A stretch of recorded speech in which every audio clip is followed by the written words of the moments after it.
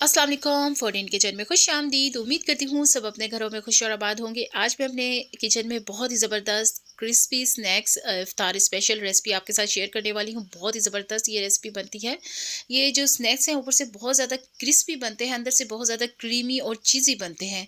तो इसके लिए आपने करना क्या है, वीडियो को एंड तक लाजमी वॉच करना है। चैनल पे नए हैं तो चैनल को सब्सक्राइब लाजमी करना है। तो चलिए जिस मज़ेदार क्रिस्पी स्नैक्स की रेसिपी को बनाते हैं और जानते हैं ये किस तरह से इतने ज़्यादा क्रीमी और चीज़ी बनते हैं। तो चलिए इस रेसिपी को बनाना शुरू करते हैं। तो यहाँ पर सबसे पहले मैंने ले लिया है एक पैन, ठीक है। हमें यहाँ पर एक स्टफिंग तैयार करनी है इसकी। बहुत ही मज़ेदार, बहुत ही ज़बरदस्त ये स्टफिंग बनती है। इसके लिए मैंने पैन में शामिल कर दिया है 2 टेबलस्पून ऑयल। ऑयल शामिल करने के बाद मैं इसके अंदर शामिल करने जा रही हूँ 1 टीस्पून अदरक और लहसुन का पेस्ट, ठीक है। अदरक और लहसुन के पेस्ट को हमने ज़्यादा कुक नहीं करना है, बिल्कुल हल्का सा हमने इसको सौते कर लेना है।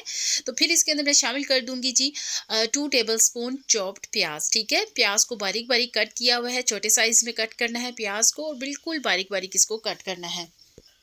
प्याज को हल्का सा सौते करने के बाद इसके अंदर मैं शामिल कर दूंगी हाफ कप के बराबर शिमला मिर्च, ठीक है। इसको भी मैंने चॉप किया हुआ है और शिमला मिर्च को 1 से 2 मिनट के लिए हम इसको कुक कर लेंगे, ठीक है। शिमला मिर्च को कुक करने के बाद मैं इसके अंदर शामिल कर दूंगी जी shredded chicken. Boiled shredded chicken है मेरे पास, जो कि मैंने लिया है 150 ग्राम। बोनलेस चिकन लिया था, उसको अच्छे से मैंने बॉयल कर लिया था। थोड़ा सा नमक ऐड करके पानी में इसको मैंने बॉयल किया है और जैसे ही ये सॉफ्ट हो गया तो इसको मैंने हाथों की मदद से श्रेड कर लिया है और मैंने इसके अंदर शामिल कर दिया है, ठीक है।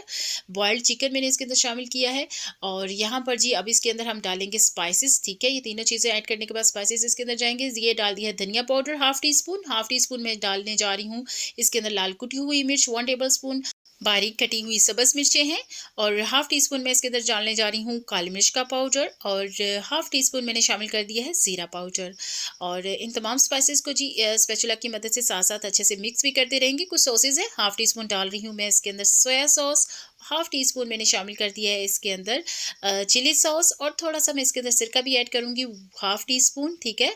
और इन्हीं तमाम स्पाइसेस को अच्छा सा हम इसके साथ मिक्स कर लेंगे चिकन को। और इसके अंदर भी मैंने नमक ऐड नहीं किया है क्योंकि इसके अंदर मैंने मेयोनीज़ और चीज़ अभी ऐड करनी है, इसलिए मैं नमक इसके अंदर अभी ऐड नहीं कर रही हूँ। और यहाँ पर तमाम स्पाइसेस ऐड करने के बाद 1 से 2 मिनट के लिए अच्छा सा हम इसको कुक कर लेंगे ताकि तमाम स्पाइसेस चिकन के साथ अच्छे से कुक हो सके।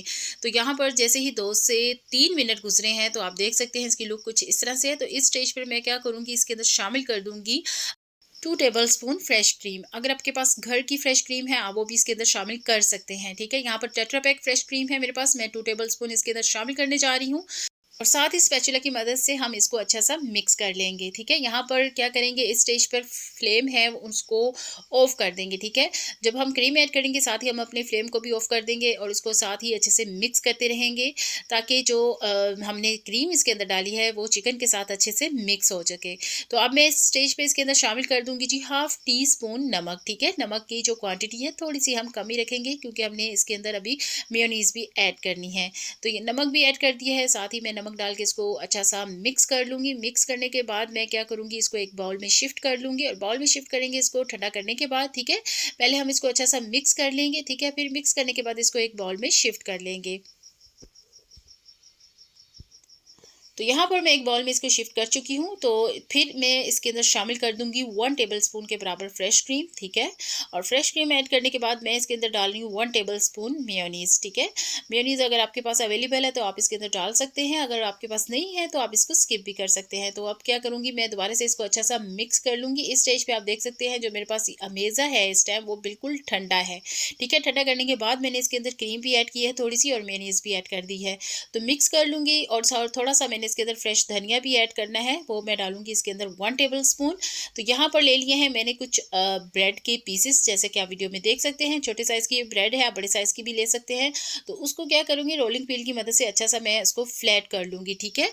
आप जो इसकी एक्स्ट्रा एजेस आपको नज़र आ रही हैं साइड्स पे, इसकी जो साइड्स हैं इसको नाइफ़ की मदद से स्टार्टिंग में भी इसको अलग कर सकते हैं। तो यहाँ पर मैं रोलिंग पिन की मदद से इसको अच्छा सा फ्लैट कर लूँगी और फ्लैट करने के बाद जो इसकी एक्स्ट्रा एजेस हैं वो मैं कट कर लूँगी नाइफ़ की मदद से, ठीक है। इसी तरह से सारे जो इसके ब्रेड के स्लाइसेस थे मैंने उनको अच्छे से फ्लैट कर लिया था और साइड पे रख दिया है। यहाँ पर जी मेरे पास है चीज़ स्लाइस, ठीक है। उसको मैं क्या करूँगी, नाइफ़ की मदद से कट करूँगी, ठीक है। उसके किस तरह से कट करूँगी अभी मैं आपको कट के कर दिखाती हूँ। ये देखिए नाइफ़ लिया है और उसकी मदद से इसके स्ट्रिप्स शेप में मैं इसको कट कर लूँगी। ये देखिए मेरे पास 4 अदद एक स्लाइस की स्ट्रिप बन चुकी हैं, इनको मैं रखूँगी साइड पर। और ये देखिए जी रोलिंग पिन की मदद से मैंने जो ब्रेड के पीसेस थे उनको अच्छा सा फ्लैट कर लिया था, ठीक है। हाथों की मदद से मैं दोबारा से इसको अच्छा सा फ्लैट कर रही हूँ। उसकी जो एक्स्ट्रा एजेस थी वो भी मैंने कट कर ली हैं। तो यहाँ पर जी जो मिक्सर था उसके अंदर मैंने शामिल कर दिया था 1 टेबलस्पून फ्रेश धनिया चॉप्ड करके, और वो भी मैंने इसको साथ अच्छा सा मिक्स कर लिया है। और 1 टेबलस्पून के बराबर ही मैं अमेज़ा लूँगी और ब्रेड के ऊपर इस तरह से रख दूँगी, जिस तरह से आप देख रहे हैं।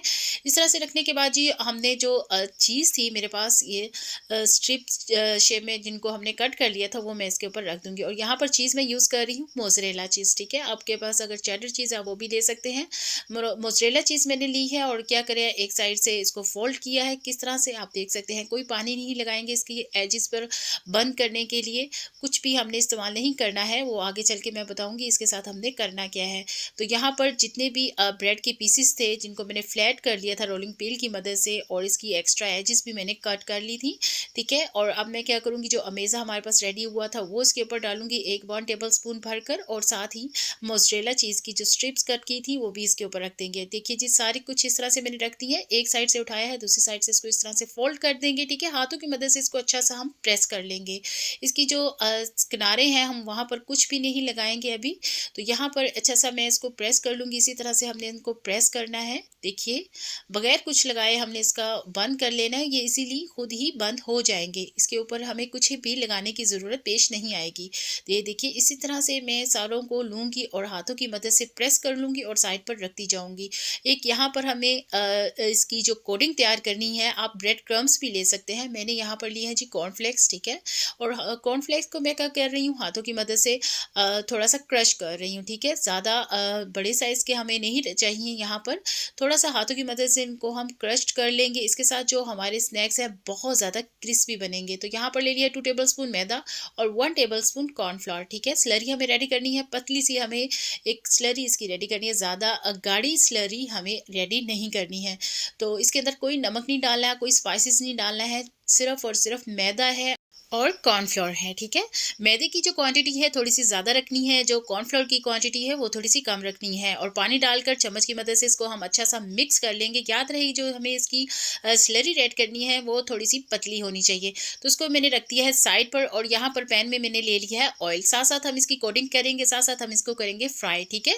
और ये जो स्लरी रेडी की है सबसे पहले इसको हमने इस स्लरी में अच्छा-सा डिप कर लेना है, कोट कर लेना है, और साथ ही मैं इसको रख दूँगी कॉर्नफ्लेक्स के अंदर, और थोड़ा-सा कॉर्नफ्लेक्स भी इसके ऊपर अच्छा-सा कोट कर लेंगे। देख सकते हैं किस तरह से मैंने इसको कोट किया, और साथ ही मैं इसको रख दूँगी ऑयल में, ठीक है। इस स्टेज पे आप इसको बनाकर फ्रीज़ भी कर सकते हैं तमाम स्नैक्स को, और फ्रीज़र में रख सकते हैं तकरीबन 1 से 2 माह के लिए। ईज़िली आप इसको फ्रीज़ कर सकते हैं, और जब चाहें आप इसको निकाल कर फ्राई कर सकते हैं और एन्जॉय कर सकते हैं। तो यहाँ पर जी सबसे पहले स्लरी में मैंने डिप किया है, फिर इसको मैं डिप करूँगी कॉर्नफ्लेक्स में, ठीक है। पहले हमने स्लरी के साथ इसको अच्छा-सा कोट करना है, फिर कॉर्नफ्लेक्स के साथ इसको अच्छा-सा कोट करेंगे, और फिर हम इसको कर लेंगे फ्राई। तो एक साइड से खूबसूरत सा कलर देंगे, फिर दूसरी साइड से इसको खूबसूरत सा कलर देंगे। बहुत ही ज़बरदस्त, बहुत ही मज़ेदार हमारे पास ये क्रिस्पी स्नैक्स की रेसिपी तैयार हो जाएगी। तो आप यकीन जानिए इसकी जो मैंने कोडिंग तैयार की है और जो इसके अंदर मैंने स्टफिंग रेडी की है वो बहुत ज़्यादा मज़ेदार बनकर तैयार हुई है।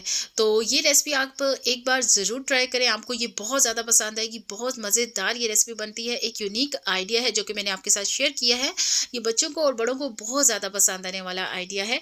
तो यहाँ पर जी इनको मैं बहुत ही खूबसूरत सा कलर दे चुकी हूँ। तो यहाँ पर एक साइड से जब खूबसूरत सा कलर इनका आ गया था, फिर दूसरी साइड पे इनको मैंने कलर दिया है, ठीक है। और यहाँ पर मैंने इनको कलर देने के बाद कर दिया है डिश आउट, और आप इसकी देख सकते हैं लुक, यहाँ पर इसकी क्रिस्पीनेस देख सकते हैं, इसकी लुक देख सकते हैं, इसका कलर देख सकते हैं। बहुत ही खूबसूरत, बहुत ही लाजवाब ये रेसिपी मैंने आपके साथ शेयर की है।